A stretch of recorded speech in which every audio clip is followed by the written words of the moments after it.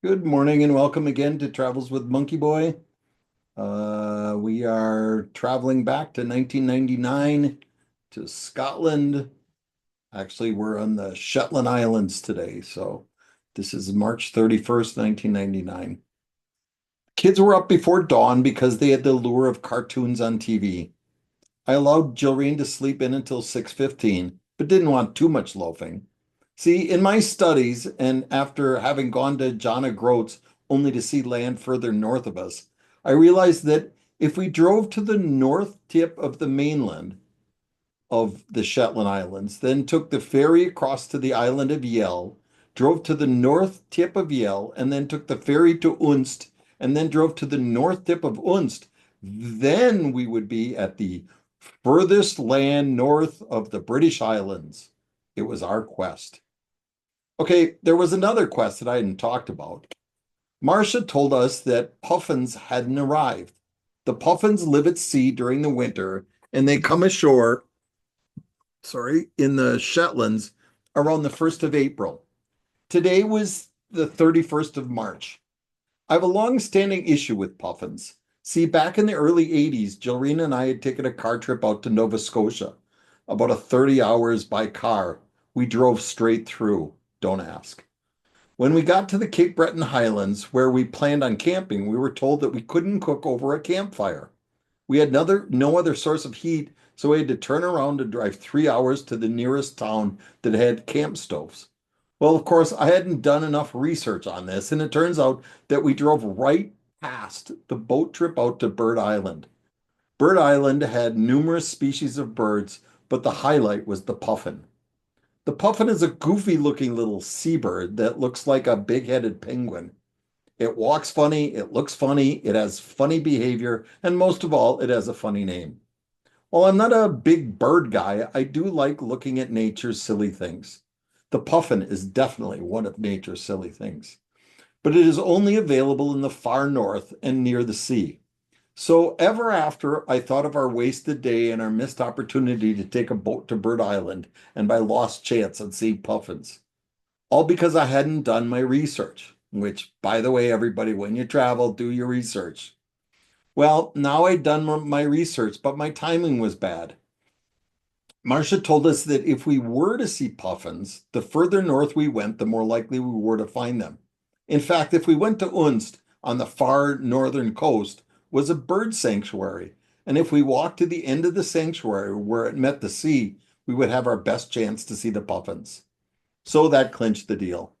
I loaded the family in the car, lied to them about what we were going to do, and headed off. You would have thought that getting Jilreen onto another ferry this day would be like getting a mule into a bathtub.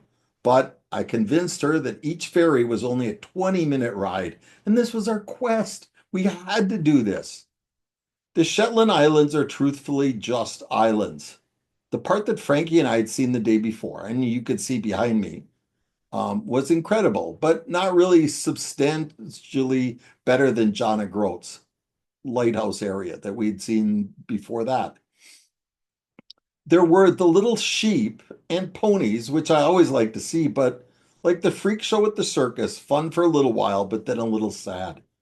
Mostly it was mile after mile of treeless farms and windswept beaches. When the ferry let us off at the next islands, I said, "Hey kids, welcome to Yell," which they thought was really funny. Then we all yelled for a bit and then drove the 30 miles or so to the far end of Yell and hopped the next ferry. Unst looked pretty much like Yell and the Big Island, but we all felt a solemnity as we approached the end of our quest. Finally, the road ended at this truly stunning cliffside area. Alex was pleased because on one side of this inlet was a huge Air Force listening base with all the requisite rotating antennas. I was pleased because we were almost there. We hiked along a little hilly area next to the cliff and took some pictures, but then I saw it, the sign for the Unst Bird Reserve. This was my salvation. This would slay the demon of Nova Scotia that had haunted me for 15 years. We would enter the preserve, hike to the end, and see the puffins. They had a little map at the start that showed the nature trail and showed that it went in a loop.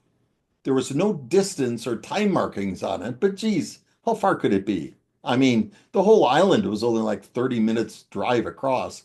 And by the look of the maps, we were on the very tip of the land, at the tip of the island. Of course, we did face three problems. One, the trip was uphill. And when I say hill, it wouldn't be a stretch to call this thing a mountain. But it was deceptive because you first started down and then you went up. And it didn't look that far up, but then distance and height are hard to judge when you are walking in a problem number two, bog. Bog is one of those fancy words they use to cover up the fact that something is a swamp. I always giggle whenever we drive through Marshfield in Wisconsin. Oh, look at the pretty marsh. Marsh is such a soft, gentle feel about it. But call the place what it is, swamp field, and it's less romantic. Swamp equals marsh, but for marketing reasons, marsh is better. I'm not sure where bog fits in the whole lexicon of very damn places. It's certainly not as pretty of a word as marsh, but it doesn't conjure up the thoughts of mosquitoes and alligators that swamp does. Which, of course, is fair enough because there were no mosquitoes or alligators. In fact, there was nothing in this bog except springy, kind of mossy ground that you walked on, or that you walked on until you sunk through up to your knees in a mud hole. There weren't any flowers, certainly no trees, no animals, no bushes, nothing of any kind except this damn hill. Oh, there were periodically boards across the major wet areas, and there were these posts dug into the bog that let you know that you were still on the loop. But the oddest thing about this bog world bird sanctuary was that there were no birds, none, anywhere. But there had to be birds. They just must be at the top of the mountain. So we trudged to post two, and then to post three, and then to post four, where we experienced problem number three. Alex said he was hungry. Okay, I think the words were, I'm starving. Of course, we had no food along, and I had been pleased at my foresight in having brought along one small bottle of water for the four of us. I mean, how much did you have to prepare? The loop couldn't be more than, what, 20 minutes, half an hour maximum? I explained to him that it was only 10:30, that we had plenty of food in the car, and that the loop wasn't that far. In fact, I said that if he looked, he could see the top of the mountain just three posts away. Well, the top of the mountain was merely a plateau. When we reached that post, we saw that it was just leading us to four more posts. So I explained to Alex that we couldn't go back now. We were already half an hour into this hike, and this was a loop. The principle of the loop was that when you reached the final post, you were back where you started. And since we had obviously come nearly half the way, it was just as quick for us to finish the loop as to go back from here. He seemed to accept that, and I showed him how when we reached the next four posts, we would be at the top of the mountain. So we trudged on. And sure enough, at the fourth post, we found that we were at another plateau, and there were four posts past that. Again, the squawks came out of the hungry kids, and again I explained this had to be the end. And it's a loop. We had to follow the loop. The loop was the thing. At the end of this four posts, and well past an hour into our 20-minute round trip hike, we saw we were just two posts away from what had to be the end. So on we trudged. And at this post, indeed, we were at the top. So we all sat down and had another thimbleful of water and gloried in the scene in front of us. Then we saw it, another post. This one leading down. By now, the kids' feet were aching and they were hungry and tired, but I said that this post would lead us to the end of the earth. And besides, once we reached the bottom, we could then see the post that looped along the bottom of this mountain and wound us back to the car park. So we followed that one to the next one, and to the next one, and to the next one. And then we saw the most extraordinary things, for we had reached the end of land. We were on a wet, grassy slope at the edge of a high cliff descending into the water. Actually, we saw three extraordinary things. One, we were out on the edge, the very edge of the furthest island north in Shetland. In Hilswick, we were closer to the North Pole than we were to London. Here we were 2 hours by car, two ferry rides, and more than an hour and a half by foot north of Hilswick. And as we looked out on what, by all our tour books, the last bit of land at this longitude until past the North Pole, and what did we see? Two islands. Two stupid islands. Sure, they were small, but they were right there, right in front of us, taunting us. We made our quest. We tackled all obstacles in our way, but at the end, two chunks of rock, no bigger than a city block, looked at us and laughed. Number two extraordinary thing, these were no ordinary tiny islands. They were bird islands. From a distance, they looked as if they were coated with snow, but as you got closer, you saw that the snow moved. This was a mass of tens of thousands of seabirds, nesting and fighting and squirming and taking off and landing on these two little islands. And the air was filled with them. Terns and gulls and albatross, sparrows and budgies and crows, and osprey and robins and emus and kiwi birds and and no puffins. We brought binoculars, we scoured the sea, we scoured the shore, we looked up and down for half an hour, but not one blackbird with an orange and yellow beak. Nothing. Stupid puffins. And finally, number three, and even more shocking, even more amazing, is we saw no more posts. It just ended. The loop, the loop I had read about, the loop that the sign mentioned, the loop that's posts we followed to this godforsaken last bit of land at this longitude, except for one little island, puffin-free, dangerous cliff edge, just stopped. No sign saying loop under construction, no map showing us how to get back, nothing except the wet, slippery, grassy slope we clung to in our wet, slippery boots, overlooking the huge 1,000-foot cliff drop and the rocky beach below that no doubt sheltered the bones of the post layer and all tourists stupid enough to go on a quest. So we looked around us and realized that it was at least an hour and a half back the way we came, and it was a dangerous steep hill climb up the slippery slope to get back to the top of the mountain and then start the descent. I suggested that just because there was no loop set out by the post didn't mean that we couldn't make a loop. By God, we would traverse the side of this mountain, enter the bog from a different angle, and we would have our loop. We started creeping our way across the side of this hillside. Frankie by this time was crying because her feet were so sore. Alex was whimpering, and they were both starving. It was at this point that the mutiny took place. Jilreen picked Frankie up on her shoulders, said, "Screw the loop," and headed straight up to the top of the mountain. I turned to Alex and said, "The loop. We have to do the loop." And he said, "Okay, Dad, let's do the loop." As we crossed the side of this mountain and headed to a small flat plain in between this mountain and the next, we saw scenery that was just gorgeous. Across a little inlet on the other side of the water from our great bog mountain stood a mountain covered with grass so green it hurt your eyes. The massive North Atlantic waves pounded the sides of this cliff. Sea foam from these crashes shooting hundreds of feet in the air, birds streaking across the sky. It was the reason one goes to places like this. Of course, what we mostly saw was our feet. Like picking our way through a minefield, this section of the bog was less defined than the one we came. So it was often 1 foot on solid ground, 1 foot on spongy ground, 1 foot in the mud. Predictably, we would glance over our shoulders and say, "Oh, pretty," but mostly we trudged on. After about an hour, our path suddenly crossed the girls' path, and we journeyed on together. There was newfound hope because we were now following the original posts again. While the kids' feet really hurt and they were hungry, we entertained each other by quoting lines from Monty Python and the Holy Grail. They giggled and squealed at each new part of the movie we could remember. Jilreen at this point wasn't talking to us and was hiking 50 yards ahead. I think I heard her muttering, "Stupid husband, stupid Europe, stupid vacation." But then again, maybe I misunderstood. After about half a mile from the car, I managed to slip on some particularly spongy ground and ended up butt down in a big mud puddle.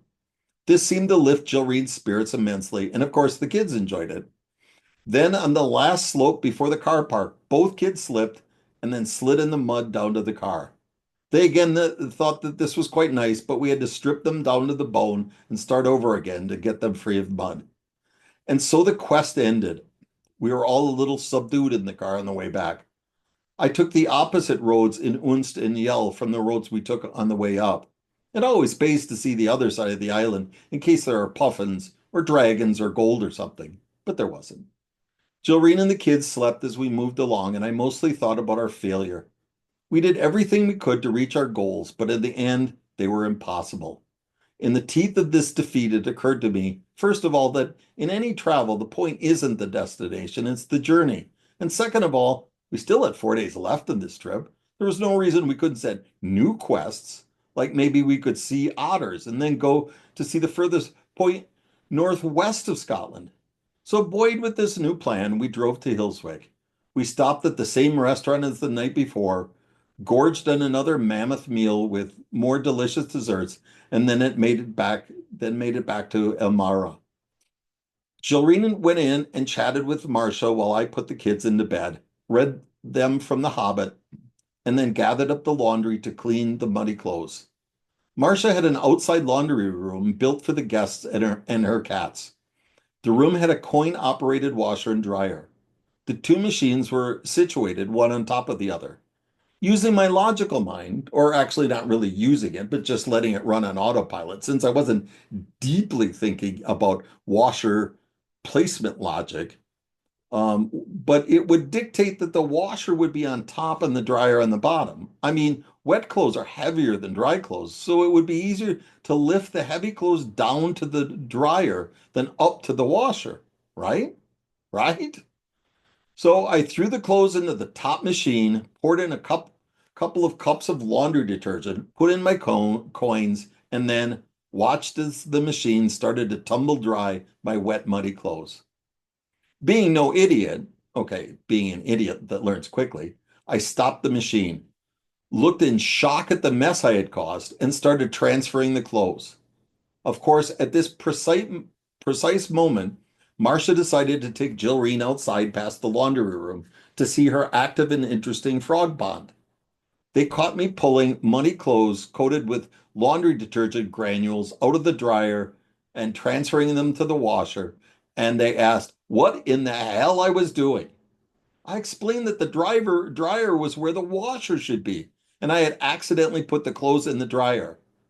Jilreen then pointed out that Marcia's configuration was exactly as our washer dryer configuration back home, upon which I shot back, "Oh, yeah."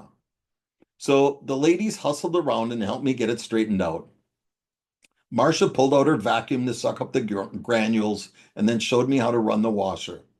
She said you spin the dial around and put it on one of the cycle options.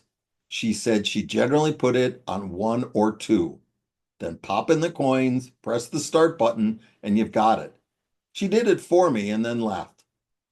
After about half an hour, the load was done. I carefully put the clothes into the dryer and turned it on. No problem.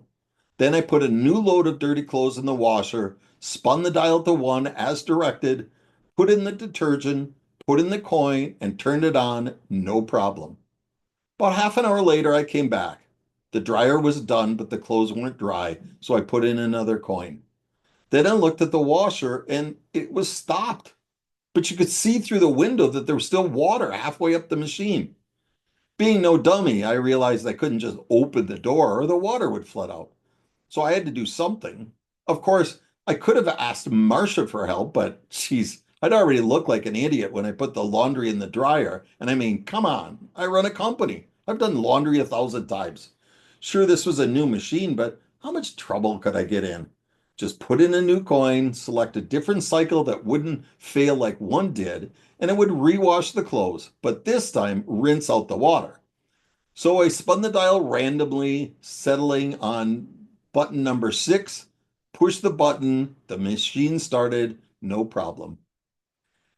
I went into the living room to chat with Jareen and watch a little TV. About a half an hour passed, roughly the time that I was due to check on the dryer, when suddenly Marcia came running into the house. Earl, quick, there's a flood in the laundry room. Her husband came running with a bucket. They unplugged the machine, and at 10 o'clock at night, in the freezing March weather, Marcia's poor husband was bailing out the laundry room. I begged to help, and Marcia was very nice about it. She told me not to worry about it and that the machine must have broken. Jilreen came out to see what the problem was, and they shooed us both away. After about 40 minutes, they both came back inside, wet and cold. But Marcia assured me that the clothes were fine and she had put the ones that had been in the machine into the dryer. I thanked her for the help, and then she asked, "What happened?" As they all stood around glowering at me, I explained that it wasn't my fault. I recounted the story of how when I had run my load of laundry on cycle one, that the water had emptied out. I tried to run the rinse cycle, but nothing would work until I put in another coin. So since one didn't work, I randomly put it on cycle six and reran the wash. Marcia's face then turned and she said, "Oh my God, you didn't run six." And I said, "What? Yes. What's the trouble with that?" She explained to me that six was the cycle where water just ran into the machine continuously until you turned it off. I said, "Why would there be such a stupid cycle on a wash machine? What is that, the flood cycle?" She said, whether it was a sensible feature or not, that's what it did. I said that maybe they should put a huge warning label on the machine, "Don't use six." She said that was a good idea. It's just that it had never come up in their 10 years of running the place. Friendly as always, Marcia told me not to worry and that actually it was a relief. She had been concerned that the machine was broken and they would have a big repair bill. But as long as it was only user error, they were fine. Suitably humiliated, I went off to bed. Okay, that's the story. Let me take you real quick to the map. Again, Europe. Here we are in the UK. Scotland's the northern third up here. We had come to the Orkney Islands and then flew up to the Shetland Islands. And here was where the airport was. Here's Hillswick, where the cliffs behind me that you can see are. And then we drove along, took the ferry over to Yell, then took another ferry to Unst. And from Unst, we drove to the northernmost part, which was called just the Unst Bird Reserve when I was there, but now it's the Hermanus National Wildlife Reserve or something like that. And then we hiked up this great big mountain to here. And from the top, you can see this is what we saw. Now, mind you, we're very close. We were right here, and these islands, which are the bird islands, which are inaccessible from anything, and it was technically the last stop until you got to the North Pole. So, anyway, that's all I got for today. Tune in again tomorrow to continue the Scotland journey.